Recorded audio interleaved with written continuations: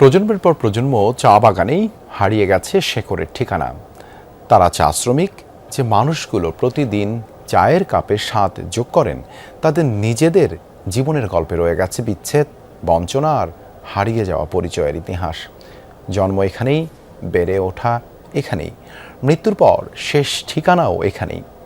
সবুজ চা ঝোপের শাড়ির আড়ালে তাই লুকিয়ে আছে এক দীর্ঘশ্বাসের গল্প, এমন এক জনগোষ্ঠীর গল্প যারা শতাব্দী পেরিয়েও খুঁজে ফেরে নিজেদের শেকড়, কিন্তু ফিরে যাওয়ার মতো কোনো পথ আর খুঁজে পায় না।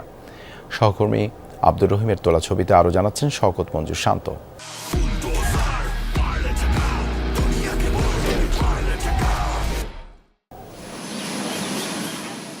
ঘড়ির কাঁটা ৯টার ঘর ছুঁয়ে ফেলার আগেই ঢুকে পড়া চাই বাগানের চৌহদ্দিতে, কেননা সময় মতো হাজিরা না দিলে কাটা যাবে দিনের মজুরি।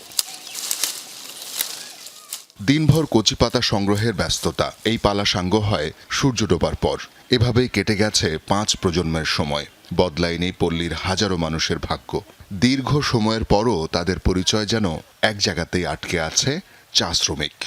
ওর বাবার দাদার জায়গা তো আমরার কোন দিকে ছিল যে এটাকে আমরা চারটি মারি আনছে দেশে, চলো গাছ হিলাই ভাই টাকা পাই ভাই।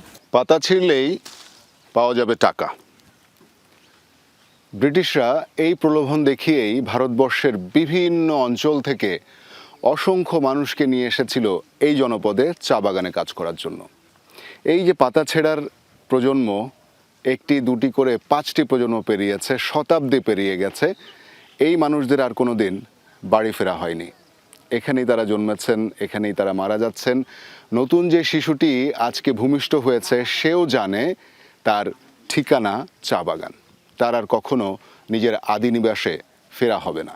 আজকের চা শ্রমিকদের বড় একটি অংশ জানে না তাদের আদি ঠিকানা বা বংশতালিকা। কোন গ্রামের মাটিতে ছিল পূর্বপুরুষদের ভিটা, কোন নদীর তীরে ছিল প্রজন্মের শেকড়। গল্পগুলো ধীরে ধীরে হারিয়ে গেছে সময়ের গর্ভে। কারো কারো কাছে টিকে আছে কিছু অস্পষ্ট স্মৃতি, নাম আর কিংবদন্তি। দাদাদের বাড়ি ছিল অনেক দূরে, এটা হাজারিবাগ কয়। আচ্ছা, হাজারিবাগ থেকে ব্রিটিশে আনছিল। ব্রিটিশে চলার পরে তারা সব তো মারা গেল। এরপর আমার বাবা জন্ম হইলো, বাবা মারা গেল, মা মারা গেল। এখন আমরা জন্ম হয়েছি, আমরা জন্ম হয়ে এখন কর্ম করছি চা বাগানে। এখন আমাদের নাতি পুতি ৪-৫টা বাড়েছে। এখন আমরা চলে গেলে তারাই থাকবে। তো নানি দাদা মরে গেল, তাদের পরিবর্তনে কাজ পেয়েছে আমার মা বাবা। এরা এখন মা বাবা মরে গেছে, তখন তো আমাদেরকে বিয়া শাদি দিয়েছে। আমরা স্বামী ঘরে গেলাম, স্বামীর কাজটা আমি পেলাম। আমাদের চা বাগানে এক রাষ্ট্রের মানুষ নাই, বিভিন্ন রাষ্ট্র থেকে ব্রিটিশরা আনছিল। কারো হাজারিবাগ, কারো পাটনার, কারো লহুর, কারো করাচি। আমাদের মনে করেন 7 পুরুষ এইখানে চলে গেল। 7 পুরুষের পরে আমরা, আমাদের আর কি মনে পড়বে দেশের বাড়ি। বাস্তুচ্যুতির ইতিহাস বয়ে চলা এই মানুষগুলোর কাছে চা বাগানই এখন একমাত্র ঠিকানা। এখানেই তাদের জন্ম, জীবন, সংগ্রাম এবং স্বপ্ন। অথচ দেশের অন্যতম বৃহৎ শিল্পকে টিকিয়ে রাখার পেছনে শ্রম দিলেও সামাজিক ও অর্থনৈতিক বৈষম্য এখনো তাদের নিত্যসঙ্গী। দাদা বাড়ি নানা বাড়ি তো কিছুই জানি না। আমরা এখানে থেকে জন্ম, এখানে কাজ করতে করতে আমাদের মৃত্যু হবে। এই বাগানে জন্ম হয়েছে, এই বাগানে বিয়া হয়েছে অন্য অন্য পাড়ার মধ্যে, মানে এই পাড়ার থাকি ওই লাইন, আলগা আলগা লাইনে। এক লাইনে জন্ম হয়েছে, এক লাইনে বিয়া হয়েছে। বাগানের সরু পথ, পল্লীর স্যাঁতস্যাঁতে ঘর আর সবুজ ঝোপের ভেতর দিয়ে হাঁটলে বোঝা যায় এ শুধু শ্রমের গল্প নয়, শেকড় হারা দীর্ঘশ্বাসও আছে শ্রমের আবডালে।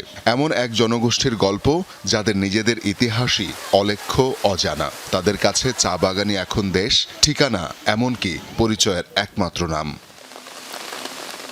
শওকত মঞ্জু শান্ত, যমুনা নিউজ, শ্রীমঙ্গল, মৌলভীবাজার।